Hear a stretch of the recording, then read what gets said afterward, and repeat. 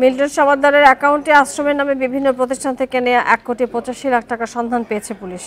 3 দিনের রিমান্ড শেষে মহানগর গোয়েন্দা পুলিশের প্রধান হারুনুর রশিদ এই তথ্য জানান। তিনি আরও জানান, মিল্টনের বিরুদ্ধে অর্থ পাচার এবং আশ্রমে মৃতদের বিষয়ে তদন্ত চলছে।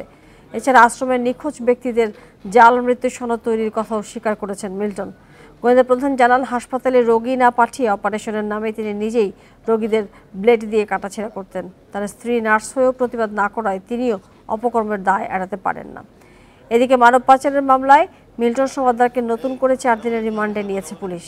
এর আগে বেলা 11টার দিকে মিল্টন সমাদ্দারের স্ত্রী মিঠু হালদারকে জিজ্ঞাসাবাদ করে ডিবি।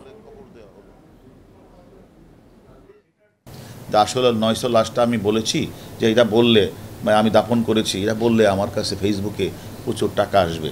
আসলে এত না, আসলে মারা গেছে 135 জন বা 40 জন। তাহলে 135 জনের রেজিস্টারের নামটা দেখাও। কয়েকদিনে 1,85,00,000 টাকা এসে গেছে, সে টাকাগুলি খরচ করে নাই। তাহলে তার উদ্দেশ্যটা কি? এটাও আমরা তদন্তে নিয়ে আসছি।